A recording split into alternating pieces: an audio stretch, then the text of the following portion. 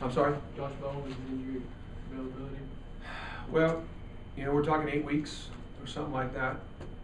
And Josh Bowen was our best defensive guard, along with Mel Goins. And so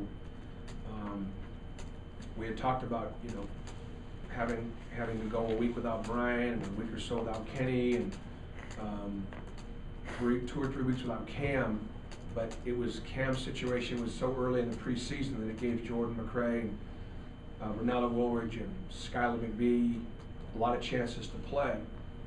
So I wasn't concerned about Cam as much as, you know, Josh Bowen. He's out for 8 to 10 weeks, and he's our best defensive guard. So I thought that Trey Golden showed in the last couple of games that he can defend. It's never been his focus. That when he wanted to get down and guard, he could. I hope that continues, because that's going to be so important. Skylar McBee will give you great effort, and we want Scotty to play effectively without getting in foul trouble, and have him, you know, work hard to cover before the catch, so that he's not put in position where he's got his hands on somebody, being down in stance and using an arm bar instead of holding, and little things like that you just can't get those. Your best players can't get those. You're going to earn some fouls. Don't give them, you know, because you're holding on to a guy's jersey instead of having your forearm out in a stance. Don't give up 1 or 2 of those. Is there a key to getting Scotty to play more consistently on a game-by-game basis, or do you just live with the ups and downs, I guess, of his game a little bit? I think Scotty is our best scorer, and he's a tough cover. And you know, I was glad to see that he got 14 good shots against Chattanooga, and most of the shots he took were open shots. And if he makes a couple more of those shots, you know, rather than having 13, he has 18, and that's a pretty good night. Has he changed? You said a couple years ago he was dust on the roof. Has the trajectory? You may have said he was dust No, on the no. roof. That would sound like that. No, I promise it was you. It was an off-the-cuff reference, but you did say that. Has the trajectory gone back up again, Coach? Is that something? Oh, my bad. His shot. I thought you said him personally. Oh, no. Okay. Scotty's ball flight he's always had a high ball flight, and you know, it's interesting. You normally see guys shoot it too flat, and normally we're spending time correcting that and trying to get guys to trust it more by having a higher ball flight. I think I'd rather flatten a shot out than try to get it to raise up. And so, yeah, his ball's a little high, but it's not as high as it was. And you know, I think the thing is, because Scotty, let's say in ball screen defense, you got a choice to make. You can either really hedge out on a guy and not let him get a shot, like Chris Lofton. Anybody that played Chris Lofton was crazy if they didn't hedge out on him, because if Chris was open, he was going to shoot it. Whereas Scotty, probably earlier than Chris could, because Chris didn't start taking it to the basket until his junior year. Scotty could do both. So when he comes off a screen, sometimes he's coming off a screen, he's so open, he can't believe how open he is, and then he's missing those wide open shots because he can do both. And the thing we try to get, look, if you're open, shoot it. Just shoot it. Take the open shot, and you're going to make a good percentage of those, and we should rebound the ones you don't make. When Scotty Hobson shoots the ball, should anybody in the building be surprised? Let alone your teammates. So go rebound the ball in anticipation of that. And I want to give him that confidence, and I want to give the players that knowledge, so that when he does miss it, we go get it. You've used the phrase "good enough to beat the team" on your schedule in the last couple weeks, and your schedule gets hard real quickly. With that said, is there a need to kind of stay patient without wanting to have them get so much better so quickly? And how much better have they gotten in just 1 week? Right. We got a lot better after the Indianapolis game, and so we handled adversity well after the game. We didn't handle it well during the game, but after the game we handled it well. We were accountable.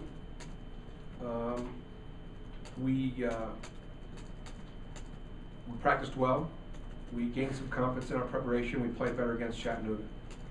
Saturday was a day off because of the 7-day rule, and we came back and practiced yesterday. And we had a pretty good practice yesterday. But now you begin to get involved in scouting. And so now you start to put all the things that you had to teach in a 3-week period prior to go, this is how we're going to guard ball screens. This is how we're going to guard the double stagger. When we've been doing all that, for weeks prior, but now this is the game plan. Now can you execute? How quickly can you execute that game plan? We'll have to play better Tuesday to beat Belmont than we did Friday to beat Chattanooga. I guess obviously, you've heard me say this for years, that's why you play the game. You see, kind of see where you're at. But I think we've made progress. The quick turnaround is going to be a challenge. For those of you that have followed us closely this preseason, we had a number of back-to-back practices that were hard. Because regardless of the outcome Tuesday night, we got to turn around and play another game on Wednesday, and we got to be in class at 8 o'clock in the morning on Wednesday morning after a Tuesday night game. Other teams are going to be in their hotels putting their feet up. So that's going to be that'll be a challenge too that we're going to have to face.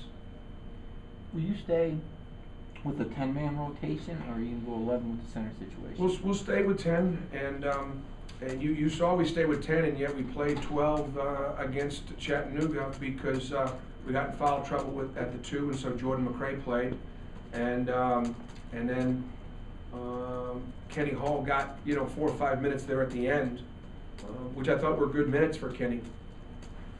He got to the line, I think, 4 times in just a couple of minutes of play. So it's pretty much still Williams and Fields at the post? Right now it's Williams and Fields at the post, and we'll rotate 10 with Jordan and Kenny available. Bruce, I know it's a one game at a time thing, but how important is it for the program, do you think, to get to New York, if you can get there from a national experience thing? I know you'll play TV games this year, but to get on that sort of stage with everything that's been going on and sort of get the name out there a little bit? Well, it's the name's out there, but we'd like to be out there for our basketball. And I understand what you're saying, Jim. It's a point well taken. It would always be important to get to New York. It would always be important to have the opportunity to play on hallowed grounds. It would always be important to be amongst 4 teams in an NIT final, as we're either trying to overcome the stigma of SEC basketball. I think we've overcome that. The last time we played in the NIT, we did not play very well. But we're playing the teams that we got to get through. Fordham and Wilmington and Nashville were not as difficult as these 3 teams are here. We've got 3 really good teams. In particular, we got 3 really good teams. And so would Tobias Harris like to get back to New York? I would imagine so. How about Brian Williams? Sure. And how about, just obviously the opportunity to, be in New York at Thanksgiving and such a, festive place. So certainly this is what, our goal is. Is that goal and that desire and the energy we bring there more than Belmont or Arkansas State or Missouri State trying to be the top 20 program and get in the NCAA tournament? I don't think we've got any more incentive than they do. Do you think that that's something, when you talked about that with the players, that they get? Sometimes you see players maybe don't get that until they lose to those teams. Talked about. It's been talked about. It's been addressed.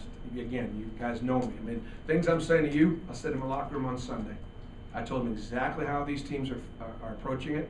I told them we've been talking about the approach of trying to get to the NIT, for a while, and the challenges of the field, and the great teams that could potentially, be there. And all the teams, you look at all the brackets, you don't circle Wake Forest, Tennessee, UCLA, and Villanova. There are a lot of good teams in all those brackets. And so therefore there'll be really good teams in the consolation rounds as well.